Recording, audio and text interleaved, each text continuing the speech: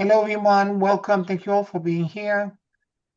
What I want to do today is that I want to talk, giving the information that we receive at WeSuck, knowing that there is a great potential in the future horizon 3 years from now that there's going to be a mass ascension for those of us who are really doing the hard work, who are putting in the effort to try to help elevate humanity into create a doorway and opening for humanity to find a path to the new earth.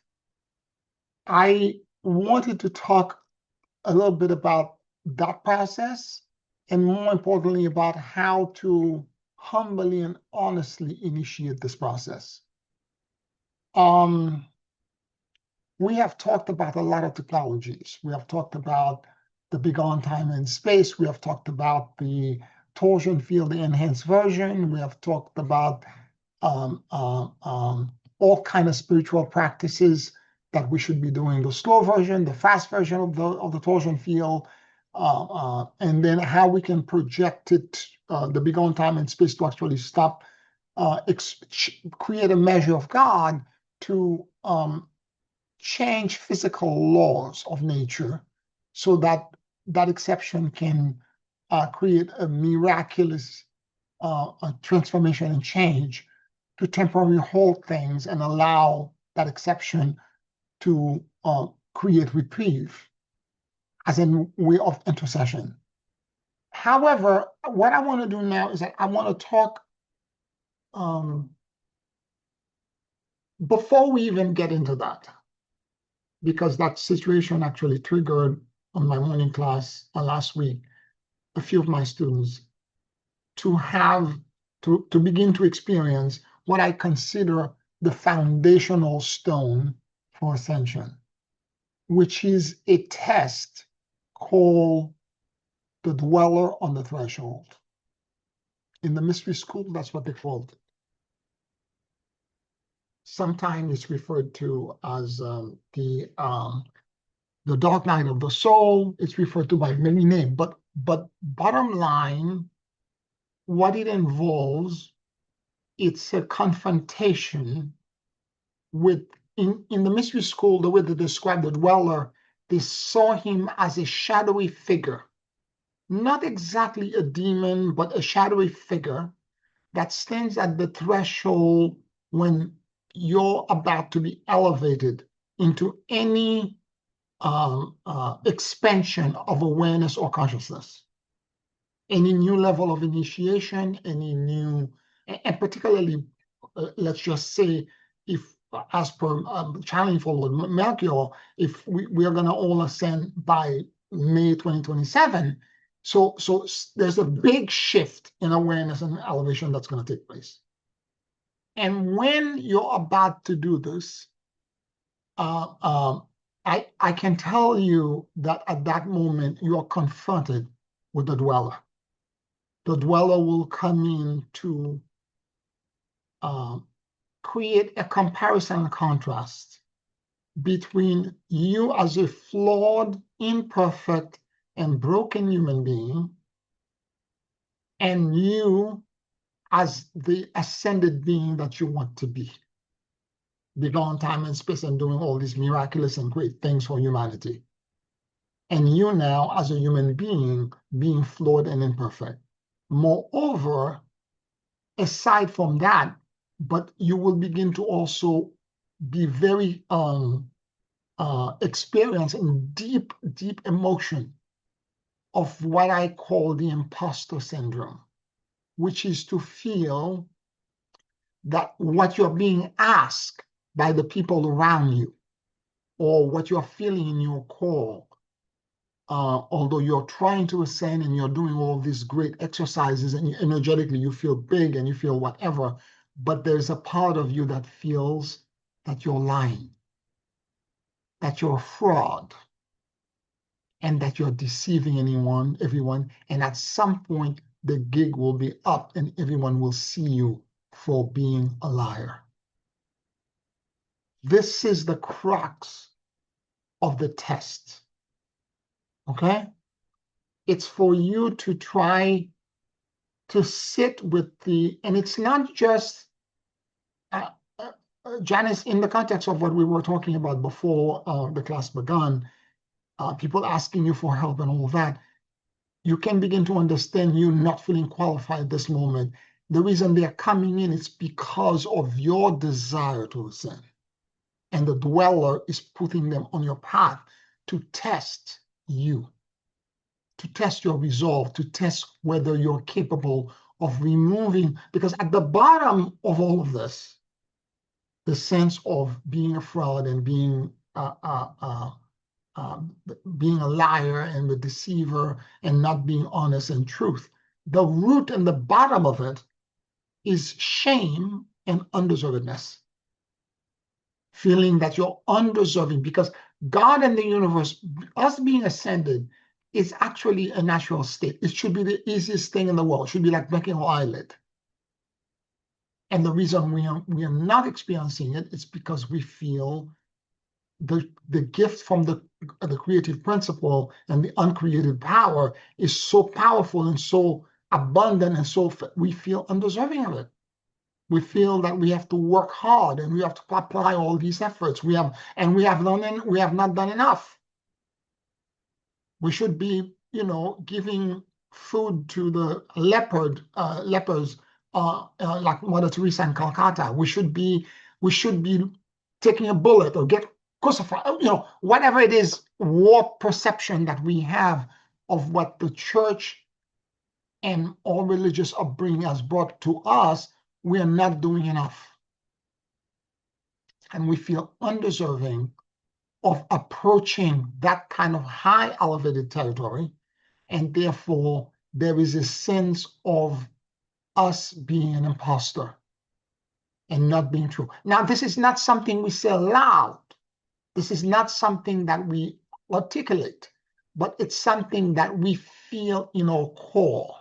We feel deep inside of us, and we feel and we try to push down by actually distracting ourselves, by keeping ourselves busy, by shopping. For some people, it's sex, it's drug, it's other kind of distraction to keep us from addressing and connecting to the sense of I am lying and I'm a fraud. But anyone that's approaching a shift in awareness, a backdoor, a sense of elevation into something else, the dweller will always be there. And that's the major test. Because without passing that test, there is no ascension. There is no elevation. There is no growth. If you only imagine that you're going to be just doing the torsion field and all the spiritual practice and the exercise is self-sufficient, it's not going to be enough.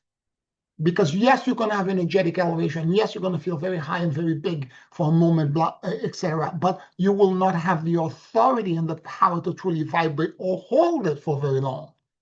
Because right after, it's like I was saying before at Reset, that before Reset, I had sent all of you these prayers, and I had asked you to all do these prayers.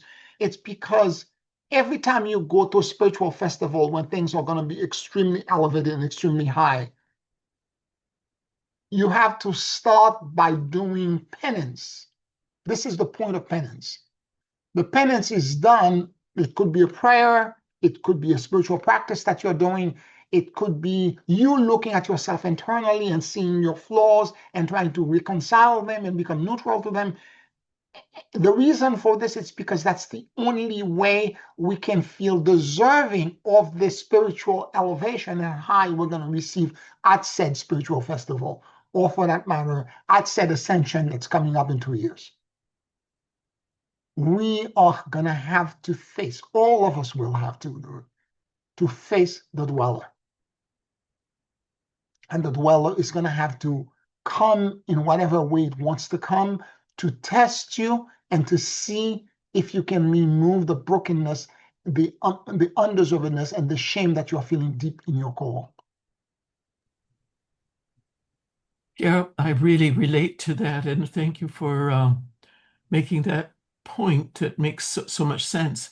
But how do we get past the receiver syndrome of the shame and undeservedness, in spite of the torsion fields and the the begone time and space and other practices. What are we not doing that we should be doing to get past it? Yes. First, let me review the desire to give and the desire to receive, to talk about the basically background software that operates the entire universe. In the beginning, there existed, and this is in chapter 1 of my first book, The Primer for Ascension. So in the beginning, there existed only an endless desire to give. There was no outside, nothing else existed outside of it. And therefore, it was not self-aware. For you to know that you exist, there has to be a mirror for you to see yourself. So seeking self-awareness, it manifested, created an empty space from itself, and manifested an opposite, a mirror, an infinite desire to receive. And for a while there, the desire to receive and the desire to give were exchanging from each other, where the receiver would say, I desire, and before the desire was even uttered, the giver would fulfill it. And this went on fine for a while. But what eventually happened is that when you keep getting gifts and gifts and gifts and gifts all the time from somebody, and you all have experienced this when you go to a mall or a shop, when you have little kids that are receiving from their parents, and the parents are so permissive and giving them whatever they want, that they become so entitled and they start throwing tantrum.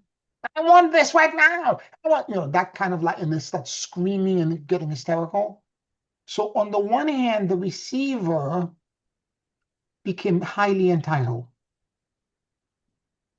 because it wanted more, more, more, more, and more.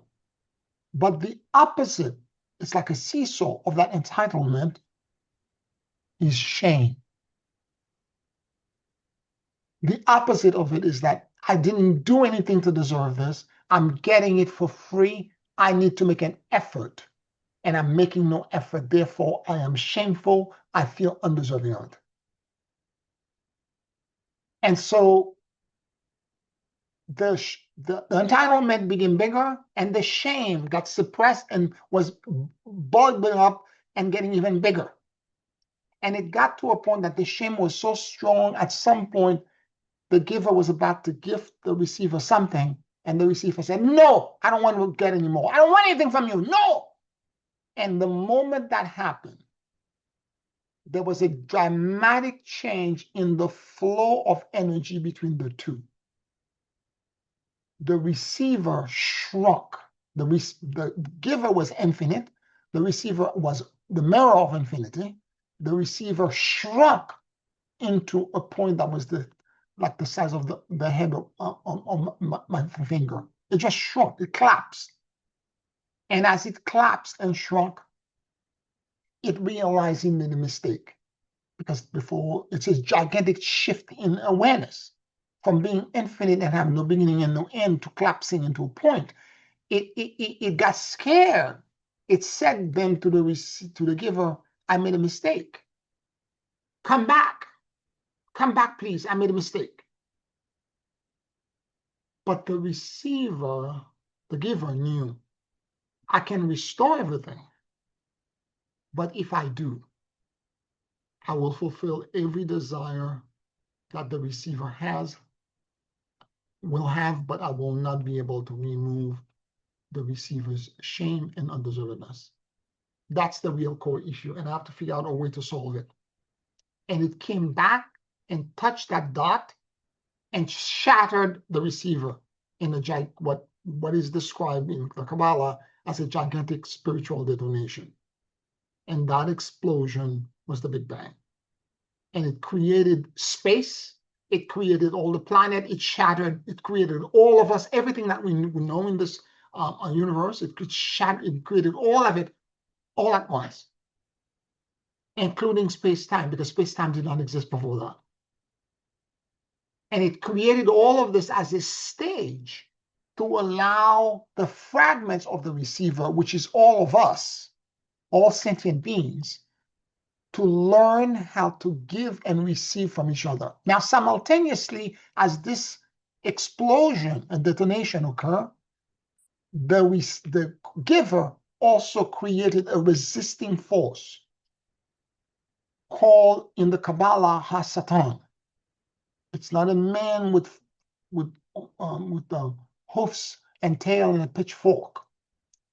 It is a highly sophisticated consciousness that is designed to resist the fragments of the receiver in the process of exchanging between each other, giving and receiving, to make it difficult and almost impossible to solve, so that we can remove the shame and the undeservedness.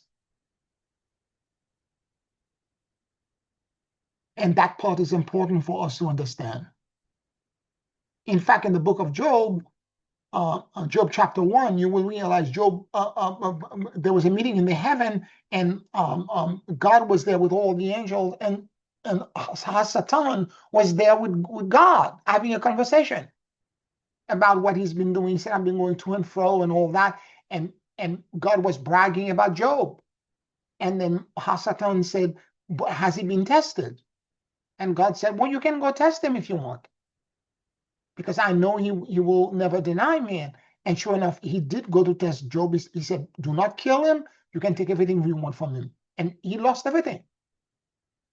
And he struggled and struggled and struggled and struggled. And in the end, because his faith never changed, and he continued to pray to God, he continued to trust God, when everything was given back to him and more, and more.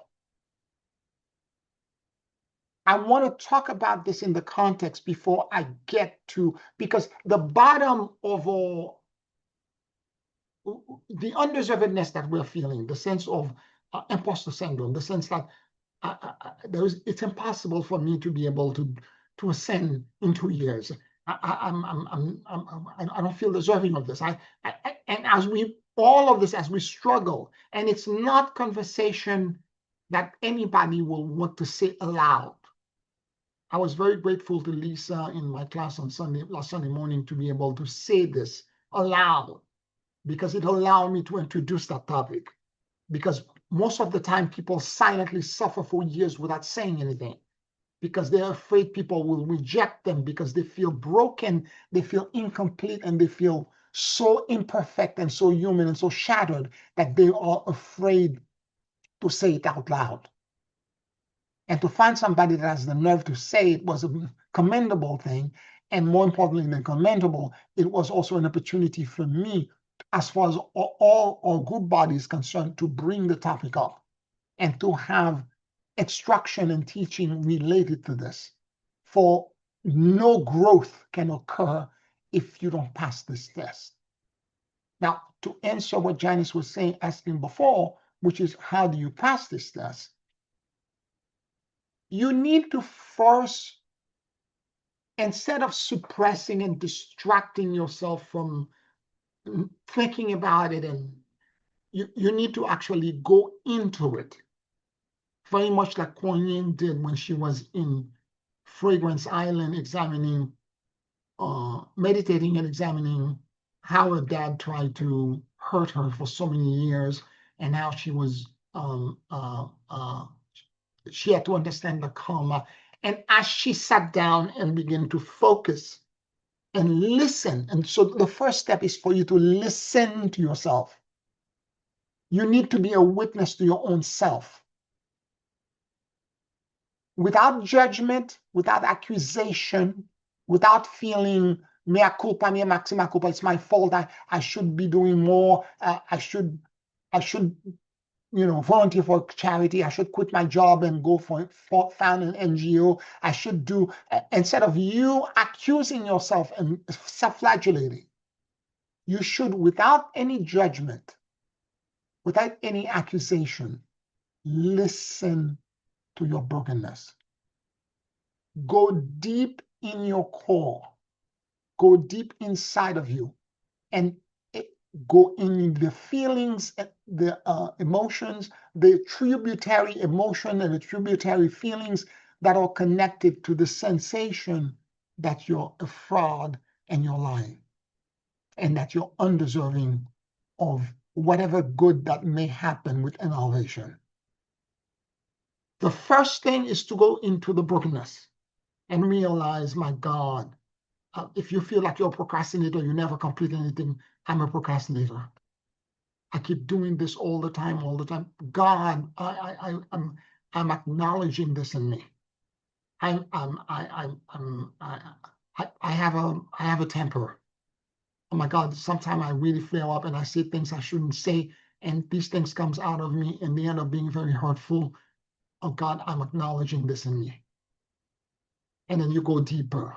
You go deeper to the point where you're feeling, I feel like I lie, I'm a fraud, I pretend to be something that I'm not, but deep inside, I'm not this person. Please. And as you do this, so the listening is the first part. You have to say, no judgment, no judgment, no accusation. You're just acknowledging the status quo, what exists in you, in your core.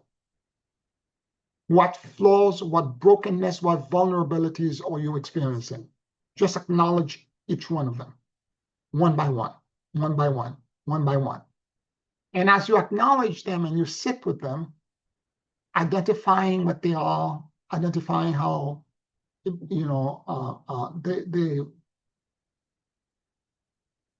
spiritual and emotional bankruptcy they may make you feel inside.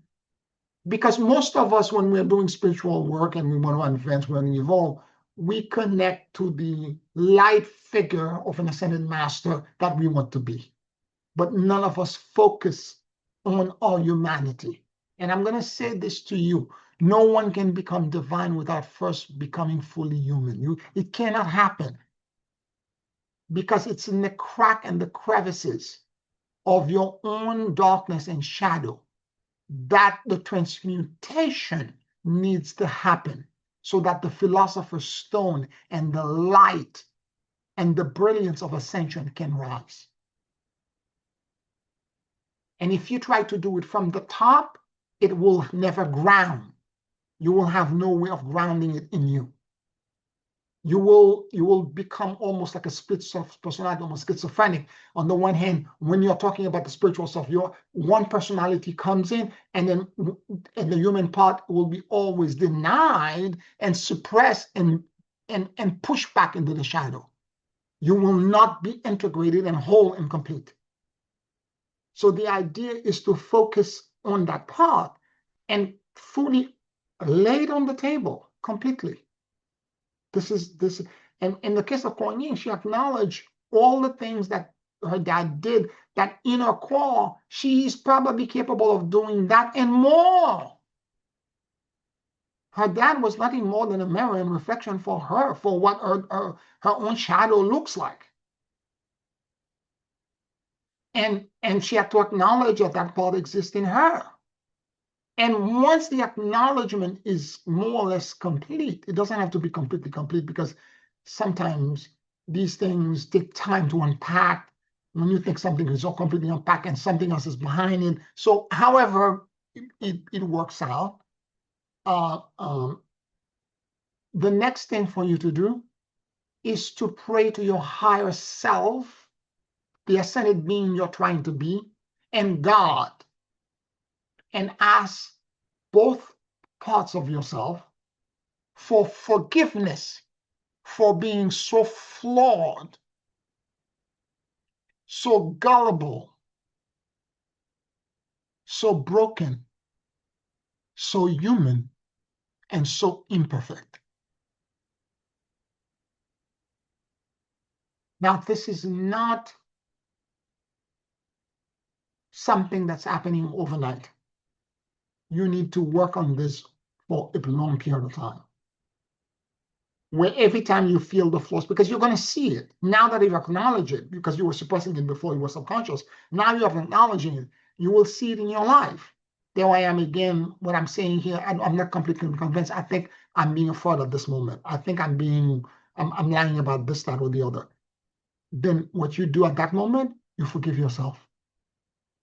You ask God, the ascended masters, you ask your higher self, please forgive me for being so imperfect and so human, for being so broken and so twisted and so incomplete. Please forgive me. And if you can do this, again, it's not an event, it's a process. If you can do this for a while, the forgiveness will yield into acceptance. It's not going to be a 1, 2, 3 step kind of thing. It's going to be incremental, and it's going to be very fluidic. You may find acceptance about certain things, and other parts you will not accept. Sometimes you will feel forgiving, for sometimes you will not accept. It's very fluidic.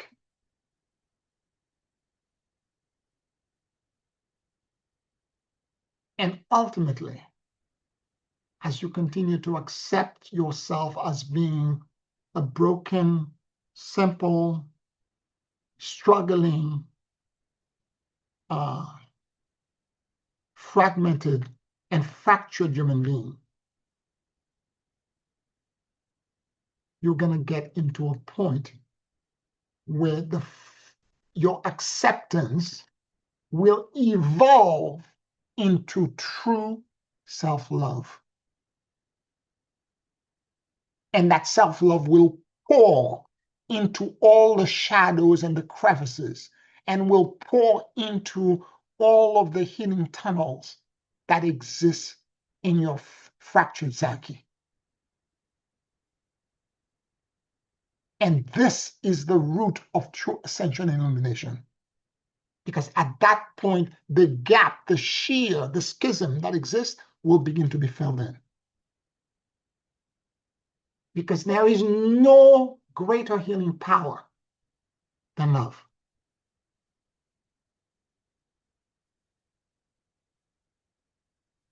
And it's from that point that real ascendance will rise.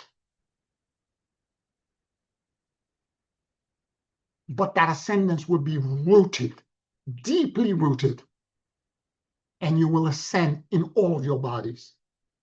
Some people ascend from the top up, and they are top heavy. But everything in their physical life is in chaos.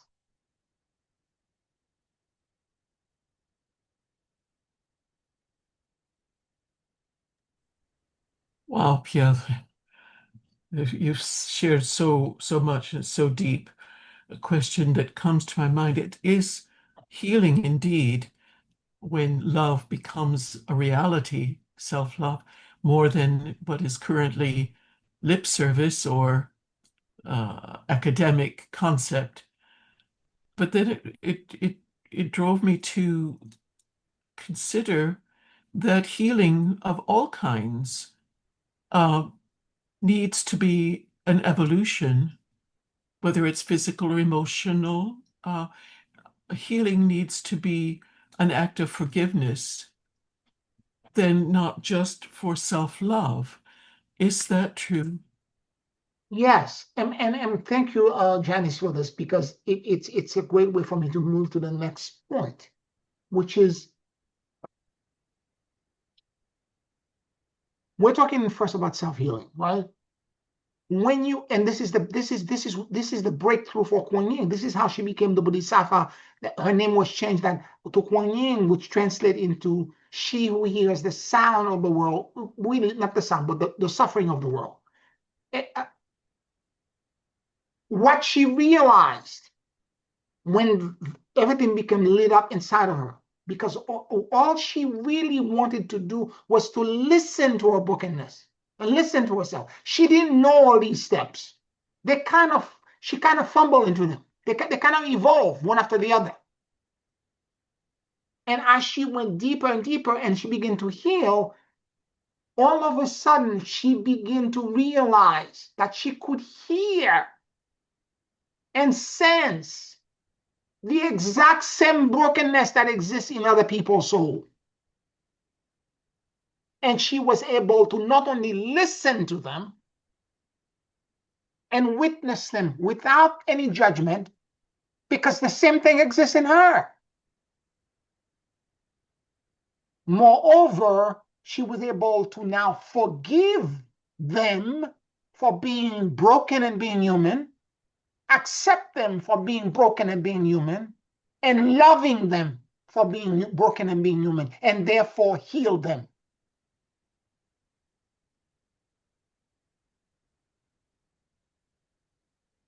And this is how Kuan Yin became the Bodhisattva of mercy and compassion. Because suddenly, and this is where real healing comes in. And this is why an ascended master can heal just by you. Remember, we talked about this before in other contexts, other previous classes. I was saying that if you're really being a witness to somebody, to be a witness is to first be a witness to self. And what I mean by witness to self is to go through that process of dealing with the dweller, of processing and transmuting your lead, your core, your ugliness, the things inside of you you don't want anyone in the world to know about you, because you feel like you're. When I was a kid and I read Alexandre Dumas for the first time, The Hunchback of Notre Dame, of course I read it originally in French, it broke me because I identify with Quasimodo. No one could understand me because I was a gifted spiritual person. I was a loner. I was Quasimodo. I cry and cry and cry, and I couldn't say it to anyone.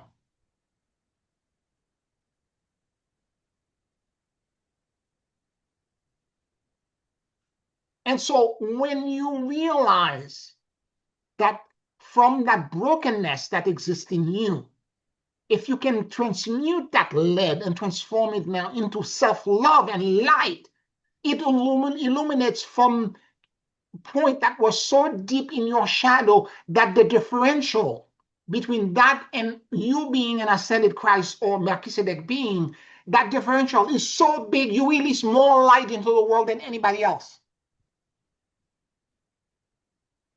Because you integrate everything. And when you now ask to support someone else, when you ask, most of the time, my clients, particularly for coaching, what I do is that I witness them. I say a lot of Ho'oponopono before the session, and when I'm completely neutral, all I do is that from my core, from my inner brokenness, my own inner fracture, I listen to them. But my inner fracture that has now healed, I listen to them. And I'm able to quickly identify deep core issue. No one is exactly the same, but we're not as different as we think we are. So once you have healed those parts of you, you will begin to quickly empathize in the right manner, without any judgment, without any accusation, to anyone else who's struggling. And in this empathy, in this witnessing, what's going to happen is that you're gonna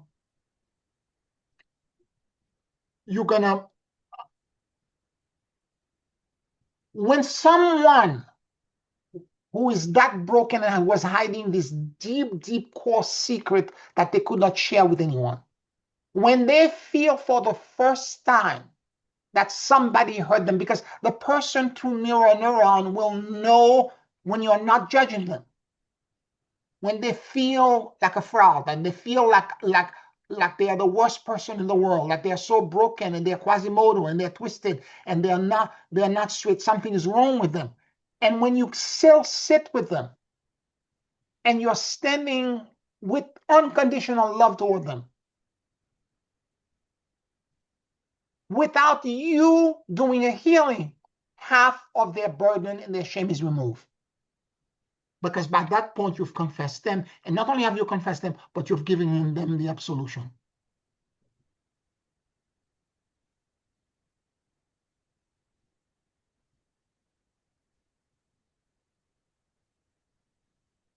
For me, the initial key to this exploration is to listen to self, to sit and to listen to all the fears. The fact that I'm scared. I feel I'm going to be discovered, and people are going to see that I have that fear every time I'm about to channel. I make preparation. I do an open to the celestial being. I do days of doing this. And when it comes to shoving, I call the celestial being in, and if the energy doesn't drop right away and take over, I begin to say to myself, oh, "You're a fraud. They're gonna realize you can't do this. You're lying."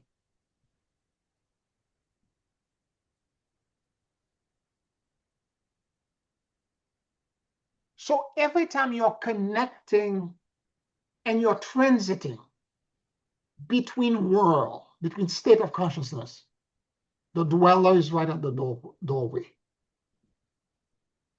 And you have to find the courage and the familiarity to deal with the dweller in all kinds of things. Because once we begin ascension is the beginning of the journey.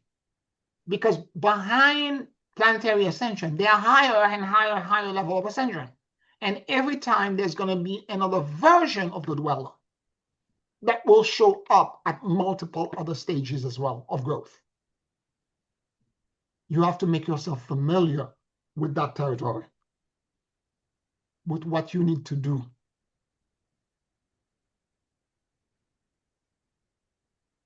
It's some deep and profound stuff that most spiritual school, I know they talked about the dweller on the threshold when I was in mystery school, but not in the way I'm describing it now. They said it's a test. And in fact, during rituals, because we also had a lot of rituals. So we did, let's say you're moving first initiation, second initiation. There is a stage where the guardian brings you into the temple and holds you in a dark room. And it's supposed to be the stage that represents the dweller on the threshold symbolically.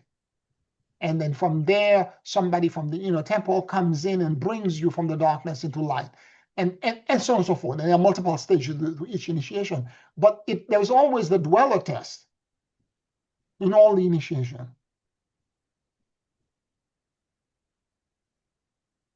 Yeah, this is sounding a little bit to me like the bardo in the Tibetan Book of the Dead, with not the benevolent, but the non-benevolent Yes. The benevolent deities deities, yeah. that are there to test.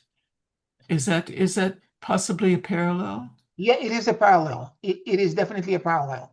And in fact, because now we're transiting, we're not just moving from uh, uh, uh, um, from one state of awareness to another. We're changing dimensions. So the test is going to be more complicated. We have to let go of a lot of shame. And you will find that the dweller may show up and you think you resolve the dweller there. And then 2 months, 3 months later, there's some of the stuff that's unraveled that begins to unpack for you. There was some more stuff that you need to siphon out. And you have to go through the same step I'm saying right now again, and so on and so forth, to allow you to completely pass this test. It's about goal. It's the initial confusion and chaos that exists because initially, even even at the moment before death, when we're dying during the according to the Tibetan Book of the Dead, anybody that sees the luminosity, very few people recognize the luminosity as them. They first acknowledge it as God, as an angel, as my ancestors, as something outside of me. And it's the person who's guiding the soul going through the bardo that keeps reminding them, remember, recognition and enlightenment are the same. If you can recognize that the luminosity is you're done with reincarnation. You're done with samsara. You will not come back again. You need to accept.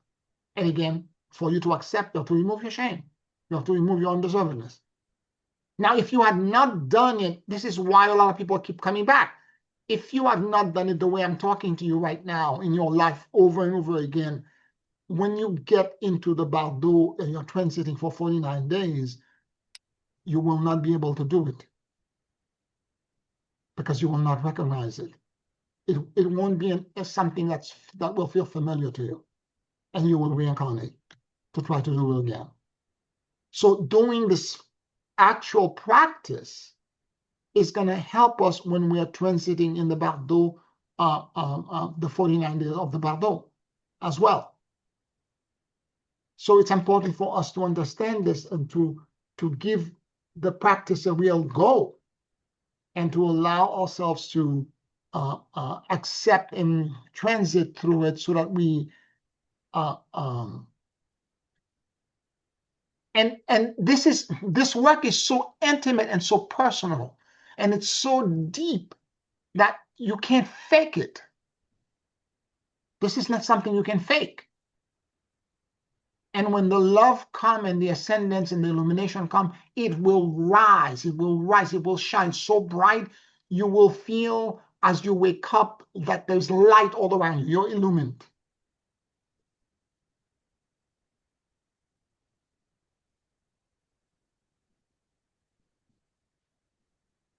Any other questions or comments?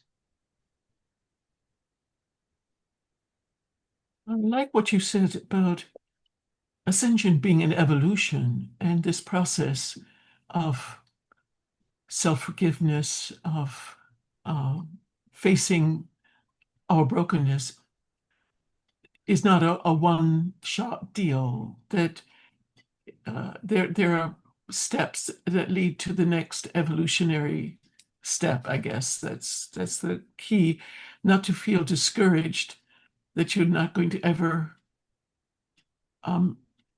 make it through to that goal, because it feels like so many things that we do, there are so many layers that have to be addressed, right? Absolutely, and there are multiple layers to this, and as I said, it may be given the fact that we have 2 years to do this, we're going to go to multiple engagement with the dweller. And as you go through it, you go through the process, you listen and you discover all the things that are scaring you that you know that in your core you know to be true, but you're pushing it down because you don't want to admit it aloud to yourself, given the fact that you're focusing so much on elevation and light, and you think this is a no, I'm not touching this. This is a no. But it's in the no place that you need to go to find the illumination. It's the manure, it's the fertilizer that will bring illumination in. And so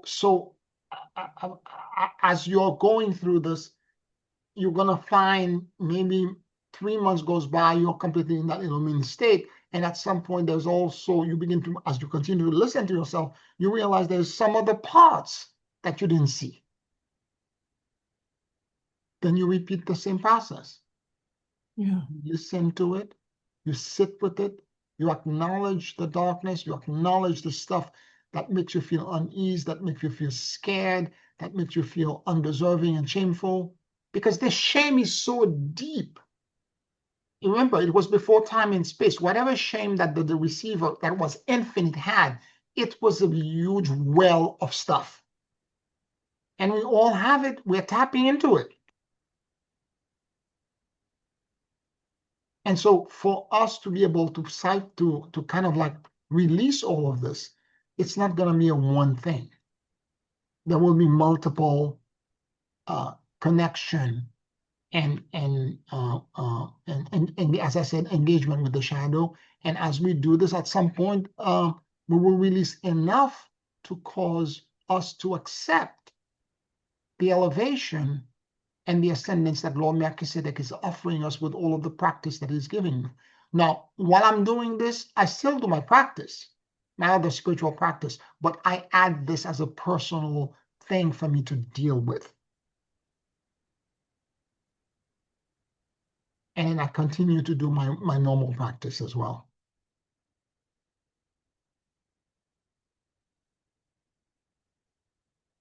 Any other questions or comments?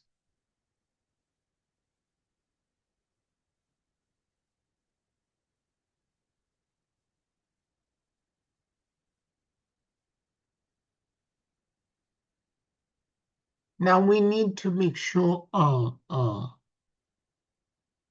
we have to be very aware that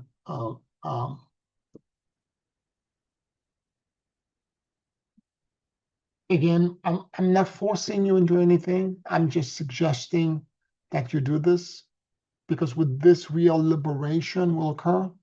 Because once you begin to heal all these places in the core, particularly when your own fragmentation, darkness, and the stuff inside of you that you're not sharing with anyone or beginning to heal, it's very easy for you to intercede for others. As we pray and we do meditation, whatever your prayer practice may be, or you take people into source, you say, may the peace, the serenity, and the liberation that I know pass on to you, and you project it towards someone that may be in need, or you do some of the practice or Reiki, whatever it is that you're doing. What I can tell you is that when it comes from a place that's that deep, and it's coming when you recognize, for example, that the person you're trying to help has this fear and is scared of something, or feel like an imposter, like you may have felt at some point. And how you were able to go through all the step of not only listening, but also forgiving, accepting, and loving. All of that will be released from you and be broadcast to them when you say pass on to you.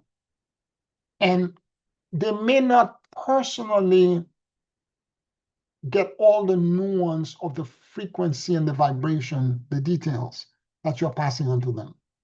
But they're going to feel nonetheless a major shift for a better and a benevolent shift that occurs for them.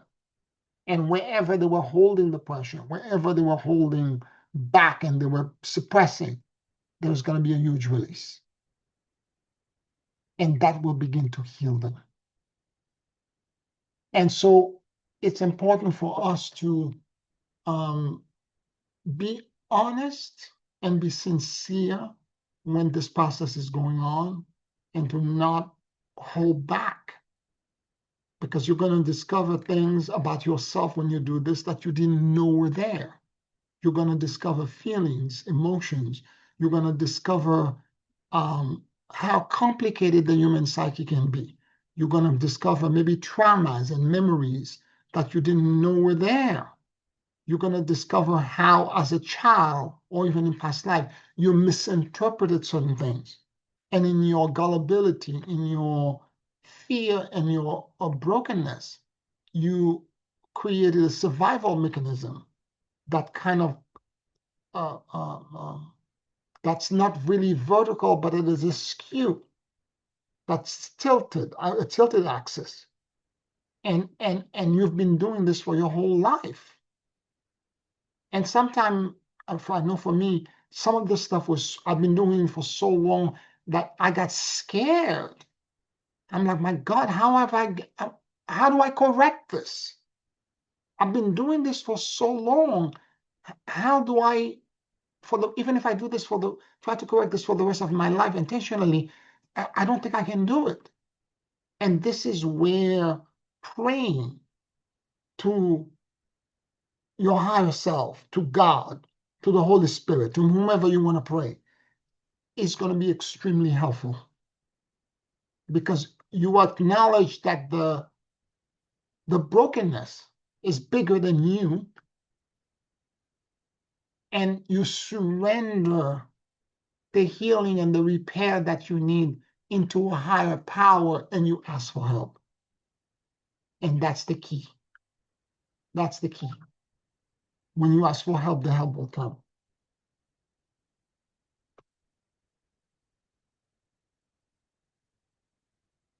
So, yes, Janice. I feel the split here about what you're saying in terms of identifying that weakness or brokenness that you feel undeserving for, or that you feel unqualified regarding. On the one hand, may be a test for you just to step into a place of um, daring to move into that deservedness rather than escape behind a curtain of illusion that you're not. So it may be that it works two ways. You're seeing yourself either truly as undeserved. Oh, I'm sorry.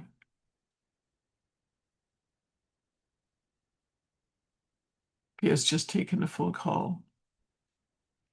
Must be very important.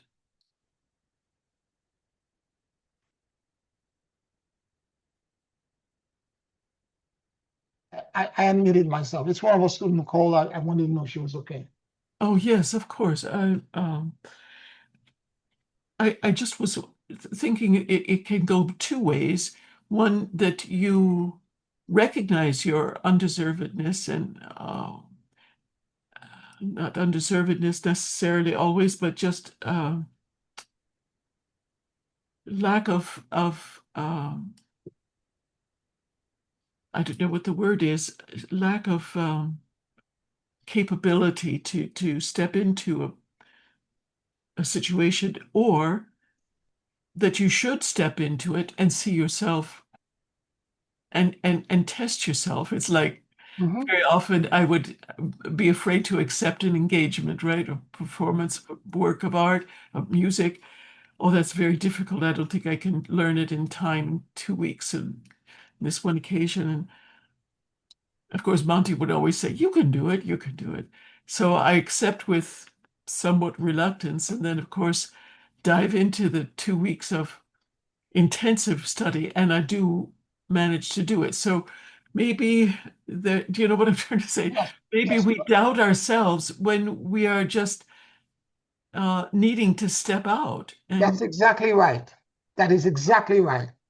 Dr. Stone used to say to me, because again, we all went through this, fake it until you make it. yeah. Okay? Let me just put it to you this way. If you were undeserving of this ascendance that Lord Melchizedek was trying to bring to us, you would not have been in this class. Mm. Period. You would not be anywhere near it. It would not sound so good and so you would not be riveted by it. It resonates, It yes. resonates. Exactly. It's because you're capable of doing it. I remember in the second uh, Star Wars, the first three movies were the best. Anyway, the second one, when Luke Skywalker has this ability with the Force, he goes into this planet, the swamp planet, and find Yoda, the teacher, the girl Yoda, and and his ship crashed into the swamp, and at some point he's going to receive a distress message. He has to bring the ship out to leave it from the swamp, and he told you that can I lift the whole ship, this whole spaceship out of it? And Yoda said yes, and he said I will try, and he put his hand out and tried to lift it, and of course the ship never lifted. And said Yoda said to him something to the effect, the reason you fail, it's because you tried.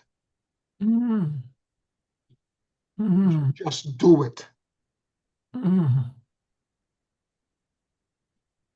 You should just do it. And then Yoda just extended his hand, and the whole ship came out of the swamp into the dry land. Right, because try includes doubt. Yes. But the And doubt exists for a reason, right? ah, And what it exists for, it's because we still have to be humble.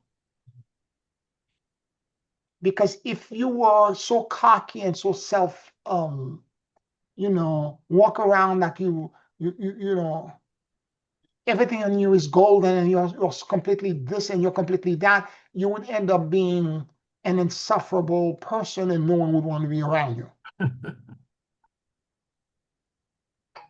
But the acknowledgement that the doubt is necessary and it's part of the equation. In other words, I keep saying to all my students, if the dweller is there, it means that you're about to elevate. Welcome it. So Something big is about to happen. step forward and claim it then. Yes, go inside and do the work because you're about to go into the stratosphere. The safe part, the easy part would be to say, no, Yes. I can't do it. Yes. And withdraw, put your tailbone on your leg, withdraw back and say, I'm going to sit this out. Right. There's a fine line there, isn't there, between the two, and meditating and praying on that might be important before you decide to take a step or not. Yeah. And I welcome every time the dweller show up for me, I welcome it because I know I'm about to break through something really big. And that's what I mean about the different level of ascendance. So the first breakthrough happened, and then when you see it appear that you're facing the dweller again, the doubt begin to creep in, and at that moment you're like, okay, I know what I'm doing. I know what's going on. I'm going to welcome it because I know behind this I'm going to receive so much more light and so much more confidence and so much more certainty. And didn't you say you would also release more light once you have Absolutely. released a Absolutely. level of undeservedness, of shame, or whatever? Yeah, because that's what's blocking the light from coming in. Oh, God yes. is all around us. The receiver is all around us, trying to give everything to us. We're the Yeah. ones that are saying no because we feel undeserving. And I have to apply the effort, the effort, the effort. The effort is you sitting and accepting that you're broken. The effort is you acknowledging that you're imperfect. And more importantly, it's you accepting and figuring out a way to still love yourself, even though you're broken, even though you're imperfect. And the moment you can do this, light will come in. The light of God, the love of God will follow right through. But you have to initiate it. You have to love self first. Here's another question, Pierre. Service to others versus service to self. You cannot help somebody else with their oxygen mask in a plane until you put on your own mask first. Service to others sometimes feels like it's a stretch, like it's more than it feels wise to do until you've gotten your own act together, maybe is a way to put it, or maybe it is already ready for you to take that step. So a lot of time people will come to you and ask you for support and for help for whatever reasons. And again, a lot of times it's because they're seeing the illumination around you. It's not conscious. They're coming to you, they're smiling, and they're asking you for their help because they sense a light in you. They sense an ease. They feel better when they're around you. And this is what I mean about releasing illumination. But you're right. You need to take care of yourself first. And this is where this practice becomes key. You know, all of the Indian saints and bodhisattvas that I know, they spend years in isolation in prayer and meditation before they start their public work. They go through the dweller first, internally, to resolve those inner crevices and inner fissures and depths that exist inside of them. And once all of that is healed and repaired, then they can go out there and begin to not only see it in others. You cannot share nor give what you don't know. So when you recognize it and know it in you, it's easy for you to pick it up in someone else, in their speech pattern, and even the frequency and the vibration or the behavior or the way they hold their body. You recognize it very quickly. And you know where the pain and the suffering is. And if you're not judging them through mirror neuron, then they can sense it. They can sense the forgiveness. They can sense the acceptance. They can sense the unconditional love. And I because remember you of were, this, I'm sorry, so sorry, go ahead. no, I'm sorry. And because of this, they will automatically they eat. They will feel so much better. But you're right. You need to start with self first. I know that you have spoken on a number of occasions about a drowning person, saving a drowning person, that if you, as a lifeguard, would go to somebody and let them hold or grab onto you, you both would drown. Yes. You have to uh, keep a certain, I don't know, protocol or distance or whatever the lifeguard does, so that that doesn't happen, because in their desperation they will cause you to drown as well, Yep. to save themselves, right? So there is a distinction, I think, that we also have to pray about and meditate about when service to others is being questioned or being asked. Absolutely. Absolutely. Listen to what your heart is telling you when somebody's asking you for help. And this is why I do the Ho'oponopono before I actually help someone. I don't, knee jerk react and say, okay, I need to help or I need not to help. A lot of times I receive text and email. I don't respond right away. I give it a few minutes and I say Ho'oponopono a few times toward the person. And then eventually I respond when I feel I'm neutral enough. That's a good reminder.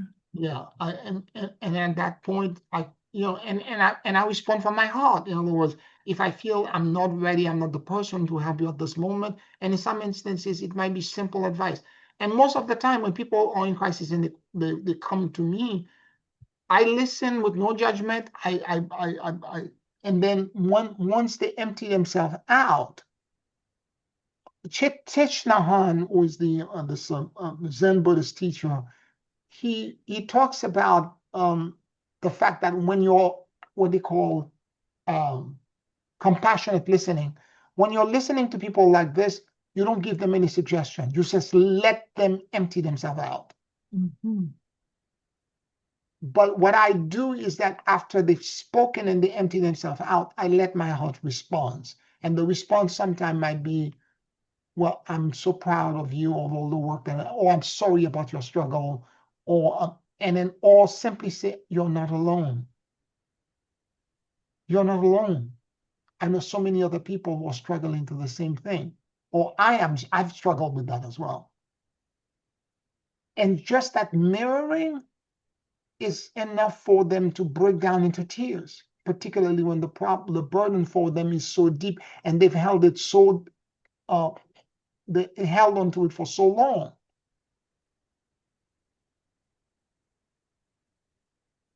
And all you can do is be that mirror, be that kind of that witness, and sometimes the reflection, the way I respond. Sometimes I might say, I had a conversation with somebody recently, and then again in crisis, calling me, I know you're honest. You're going to tell me what you think. Don't spare any. But just you can be as harsh as you need to be. Blah blah blah. And I'm like, this is not me. I'm not here to judge you. I'm. This is so not me. And all I said is that I'm going to suggest to you. I feel that you're not in your personal power. Let me send you the personal power program. And I explained to him how to do it, and I emailed it to him, and I was done. And I'm like, immediately there was like a text like 10 minutes later up saying to me, thank you for having all these years not judge me.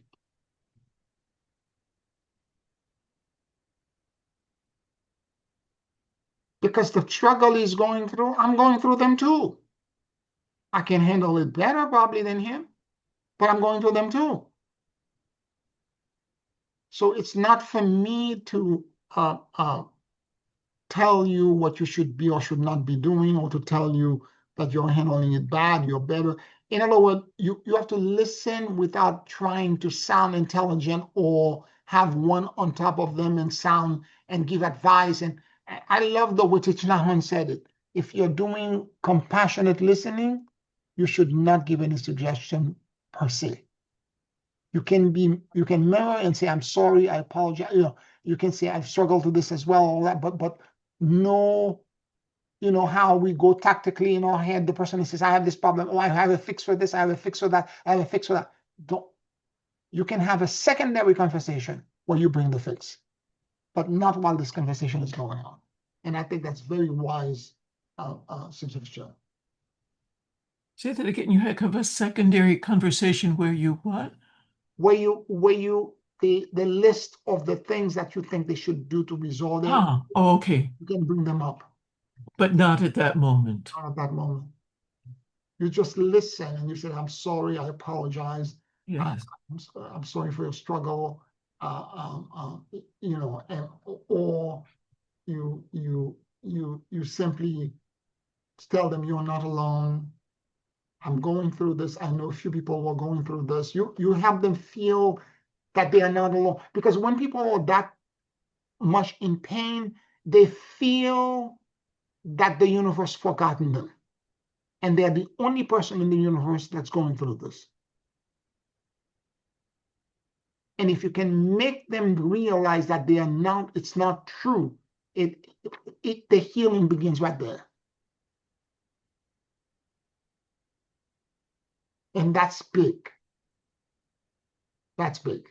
Yes, I see that.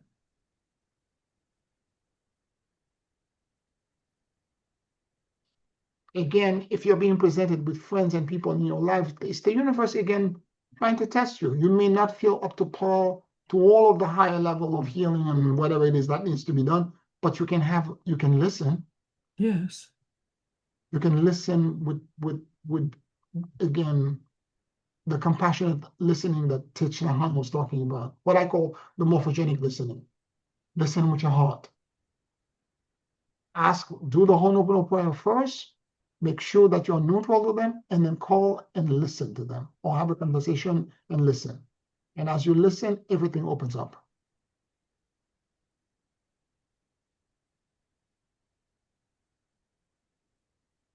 And you're able to see details, to understand things. And again, all kind of wisdom show up when you're listening to this way.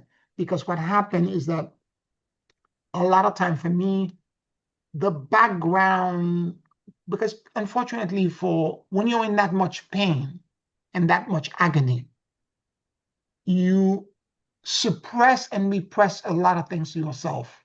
You hide things to yourself because that's the way we deal with trauma.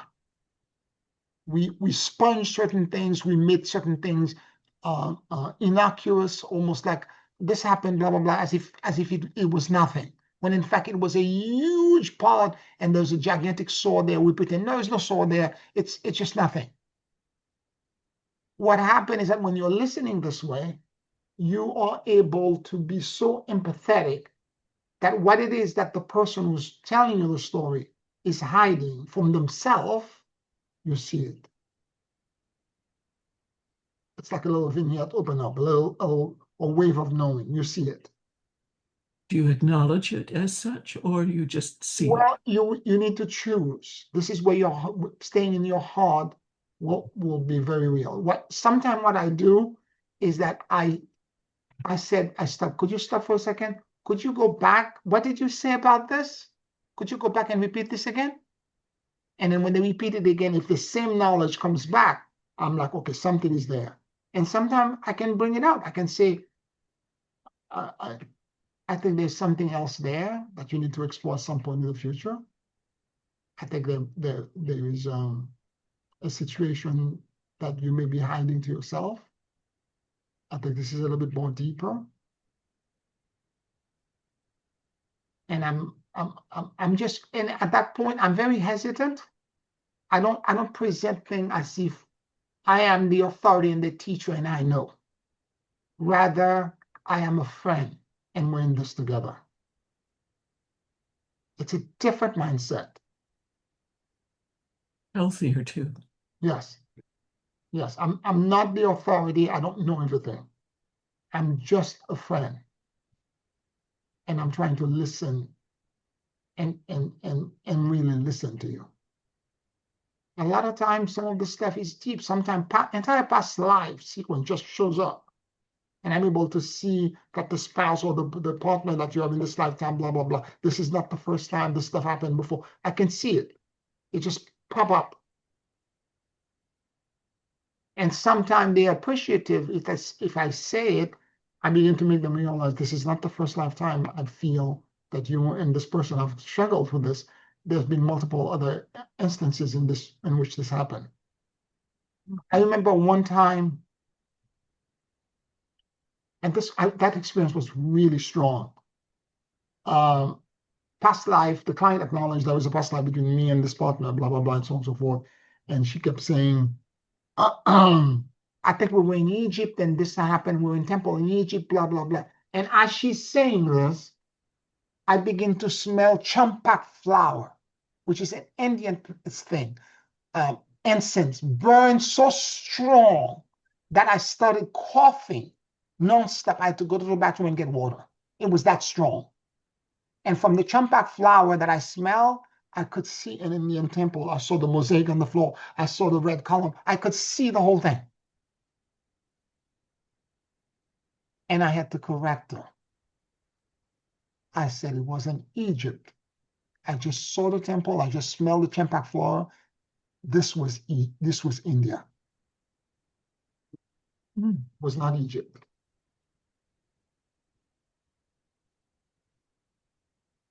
So sometimes you don't know where this is going to take you. Again, listen with your heart completely open and no judgment. And this is the no judgment is neutrality. It's neutrality. It's the neutrality of Melchizedek. That's what I'm trying to teach you.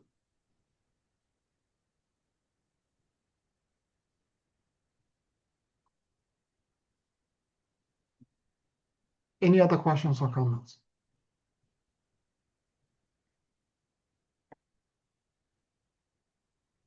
No judgment. I'm pondering that as relates to being a witness for somebody, that is not taking on their burden to resolve it for them, but giving them the space to feel not alone. That is the neutrality you speak of. Yes. And by trying to then solve the problem for them would not be neutral. Correct. Wow, that's a different spin that I'd thought of before. Yes. Yes, correct. And a lot of times you have to allow them to figure out, like if I find the past life and I get that vignette, I'm like, you're focusing on the wrong place, focus in Egypt. It's my way of telling them, if you focus on this, you're going to find the solution yourself. Oh, yes. Instead of giving someone fish, teach them how to fish. Because plus you will not help them remove the shame and the undeservedness. They need to apply the effort to remove it themselves. Oh, That's right. what you do it. The giver and receiver again. Yes. When you go to the comic board and ask the comic board for help, even in Ascended Master, I'm going to see Akaramai on Saturday on the 27th. She's coming to New York, and as when you go see her, she doesn't really remove karma. What she does is that she accelerates reconciliation and solution set. It's accelerated conflict resolution because she still wants you to do the thing that you need to do to understand your own karma, to remove your own shame. I understand. Makes sense. She's definitely a saint. She's Sarasvati. She's the goddess of knowledge and music and art. She's all that. But it's a completely different perception. And she's very ceremony oriented. She does all these major rituals. She's deeply compassionate for the whole planet. In a group, you can't talk about politics. You can't talk about other people's business. You can't. Everything is about elevating into a higher level kind of thing to and releasing it. For example, when you're praying for, they have a prayer list. Sometimes I've asked Georgie when I'm not well, or people in our circle are not well, ask Georgie to put us on the prayer list. You cannot tell. She doesn't need to know what the struggle is. Just put the person's name. Mhm.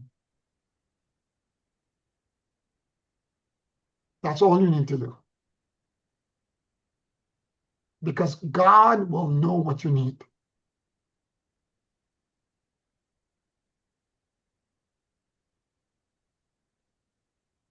Isn't And that how you function as well in terms of taking on a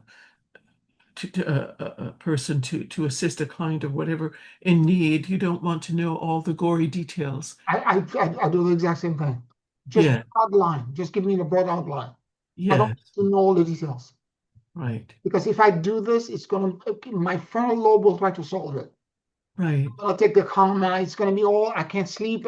It's going to do all kinds of things to me. I don't need to know. right, And right. particularly it's for one of you because I care for you. The more detail you give me, the more it's going to be difficult for me. Oh, I need to know the abstract version, the kind of broad version for me to do the healing correctly. I remember I was doing uh, a client, one of you guys had a problem with their sinuses, and I was doing healing. I was inside of nose. oh, ouch. Exactly. It was so gross. It was so gross. I went right in. I'm like, oh, no, no, no. Ow, back. Beyond time and space. Yes, back. I want to go back. I want to go back.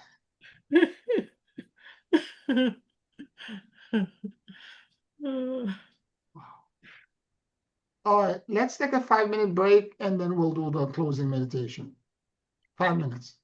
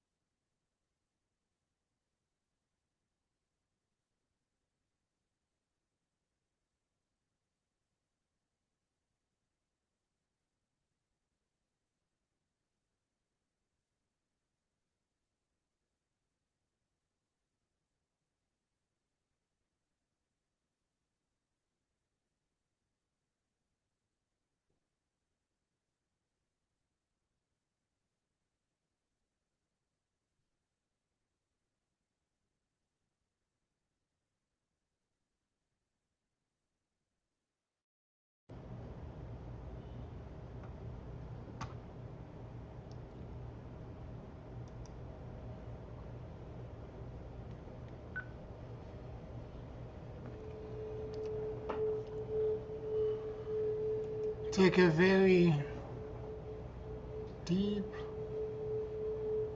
and slow breath.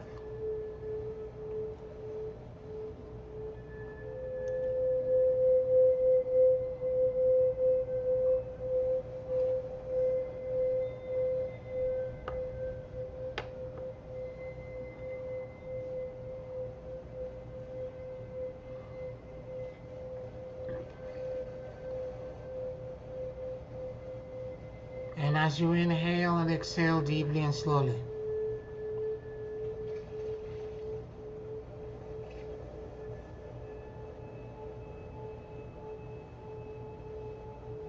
allow the universal life force that permeates everything to enter into your lungs.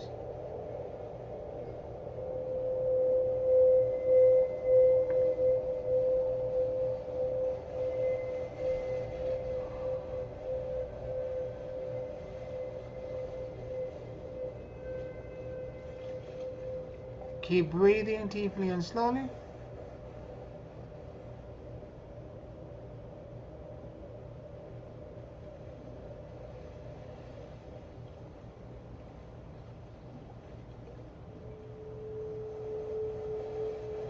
And let your soul and your awareness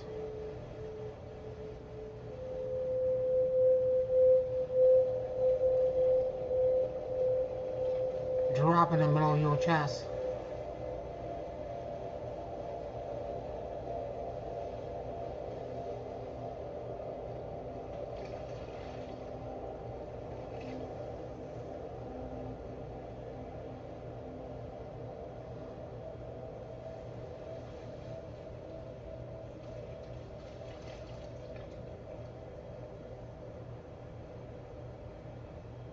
Please forgive me.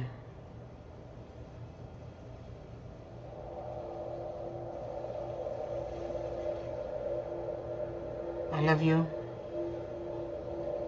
and I let go.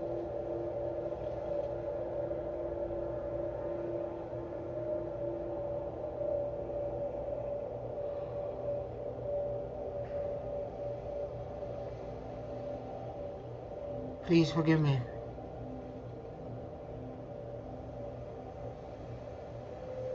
I love you, and I let go.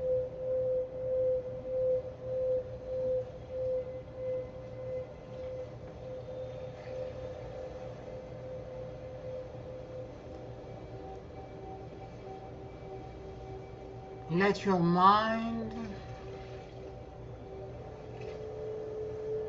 and your heart sync with each other.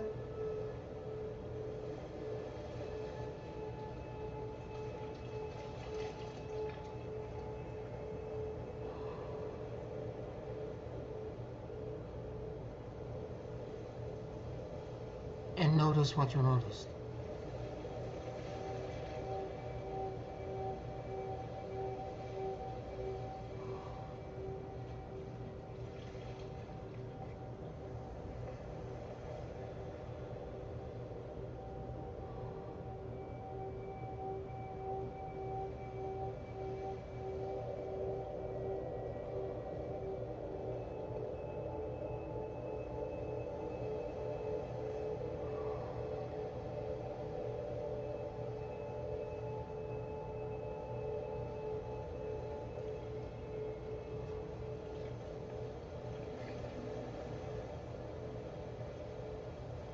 I release all attachments,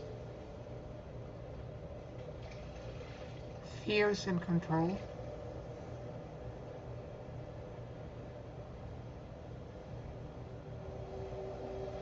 And I surrender into the great emptiness and endless luminosity.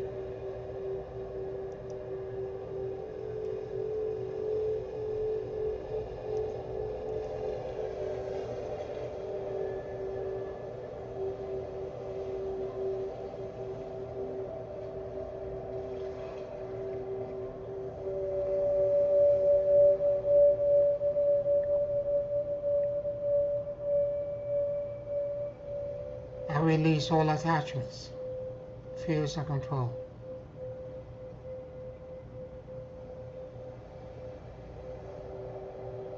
And I surrender into the great emptiness and endless luminosity.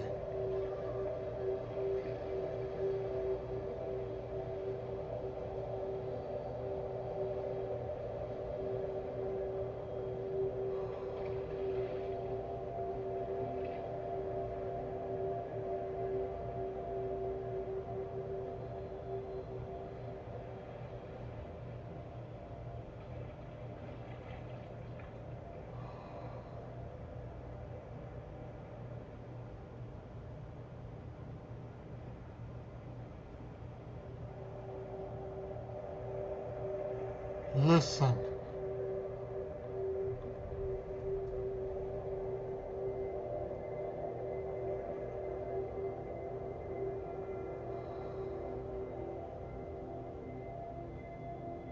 Listen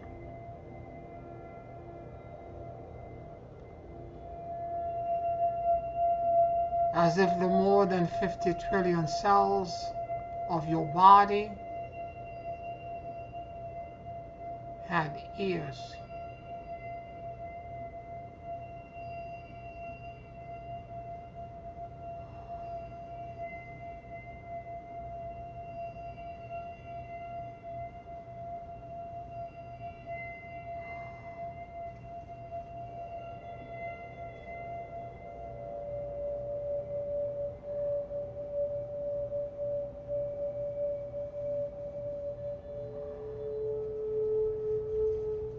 Listen with your entire consciousness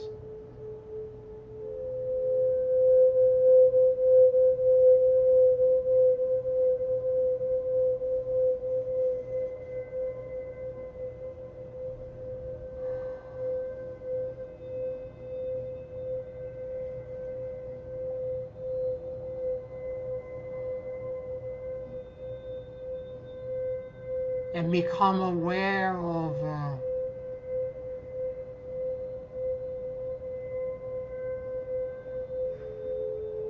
any inner brokenness,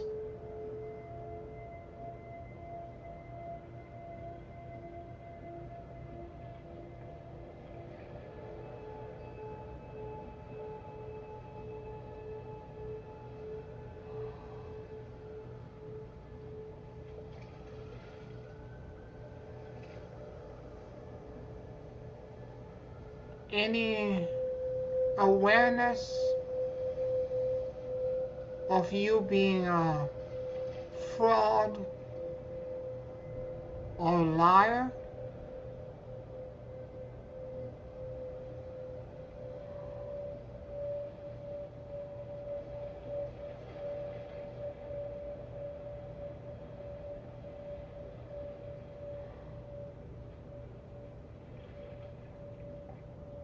Listen to any fracture,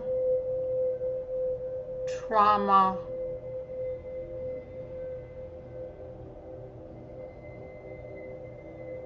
fears, and unattractive qualities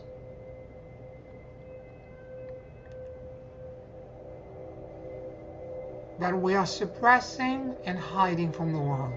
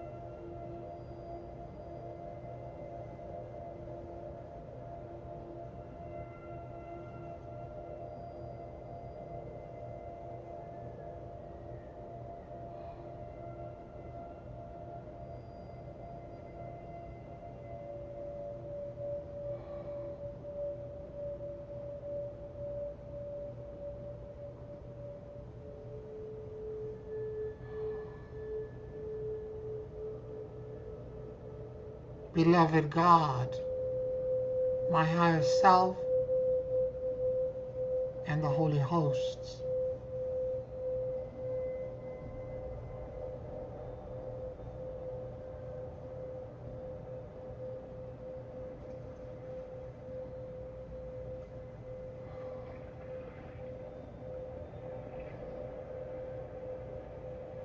Please forgive me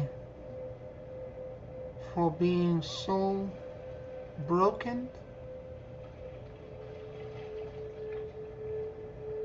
so imperfect,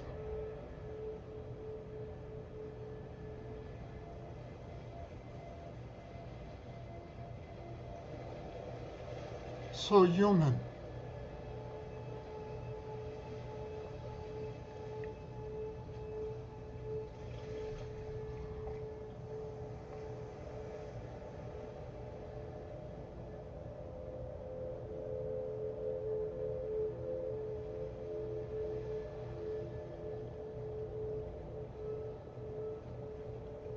Please forgive my feelings,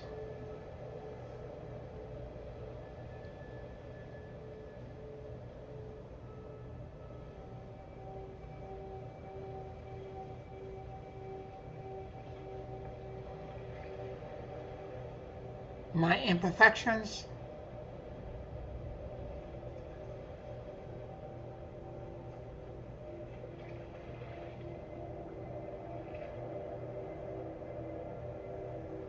and my flaws.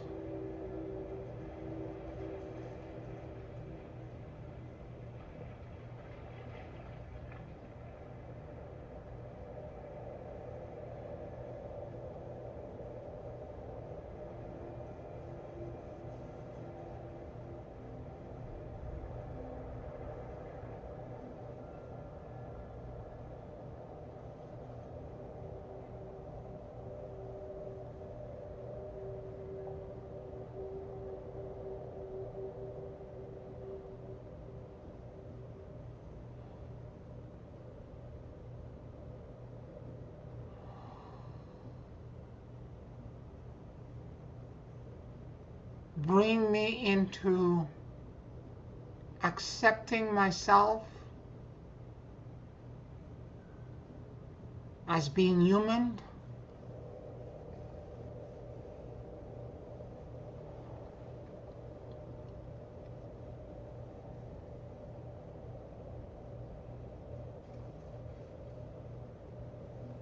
as being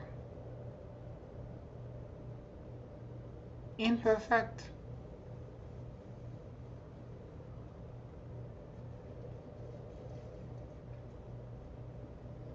and as being a work in progress.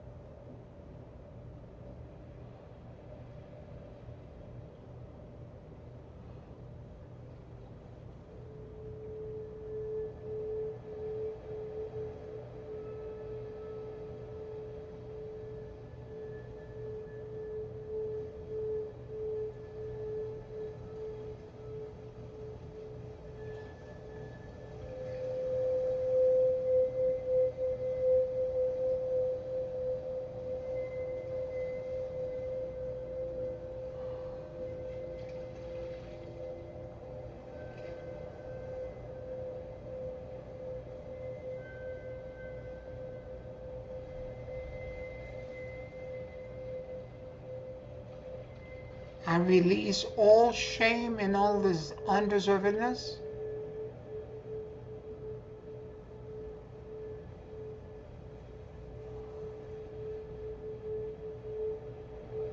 As I accept myself, as I stand in front of the throne, broken, shattered, imperfect,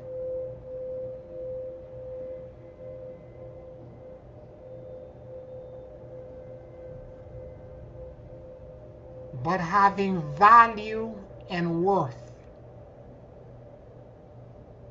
in your eyes.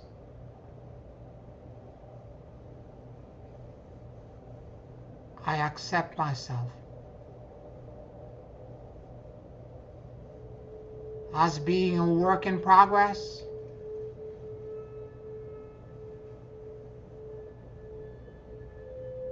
and I pour into myself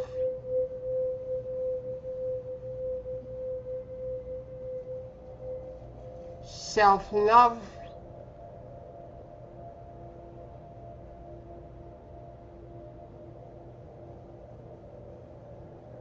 I fill myself up with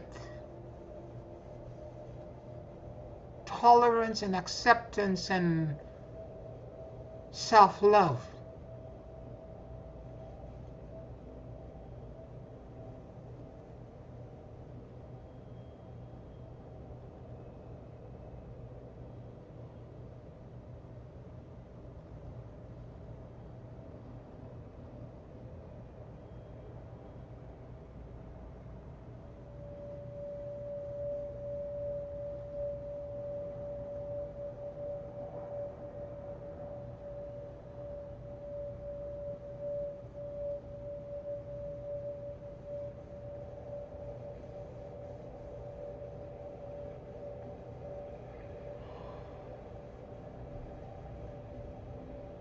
I allow your love, God, to pour down into all the deep crevices and brokenness and heal and repair me from the deepest foundations.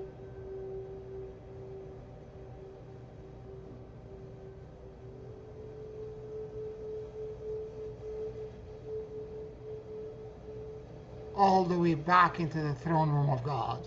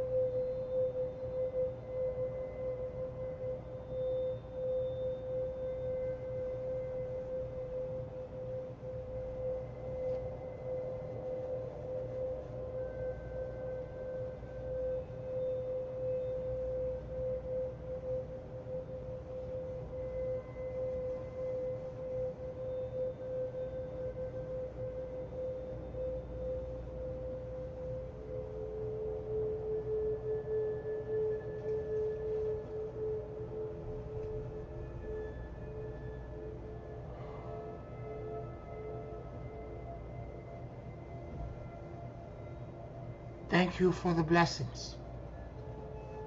I accept the gifts and I receive with gratitude. Thank you for the blessings. I accept the gifts and I receive with gratitude. Thank you for the blessings. I accept the gifts and I receive with gratitude.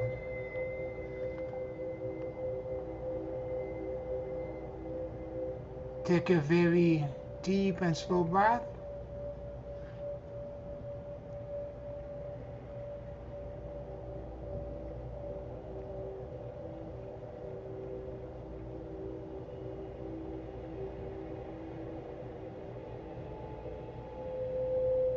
And whenever you feel ready,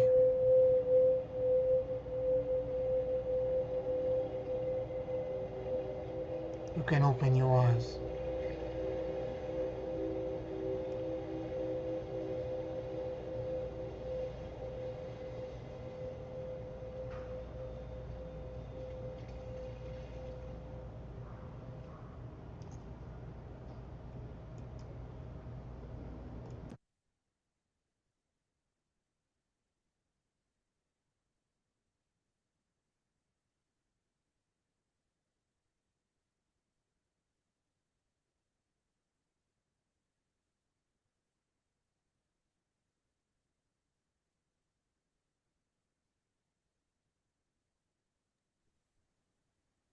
Oh, thank you, Pierre. This class has been especially helpful tonight. And I think I need to continue with this deep dive that you've brought us through. Thank you for that. Yeah, I'll send you the recordings tomorrow, okay? Oh, that I didn't want to ask, but thank you. That would No, no problem. It's no bother, okay? okay. Thank you. I want to thank all of you for listening to us. If you're on YouTube, like this video, subscribe to the channel. On Patreon, thank you all for your support. Deep love to everyone. And I'll talk to you next week. Keep up the good work. I'm very proud of all of you. Thank you. Good night, everyone. Love you all.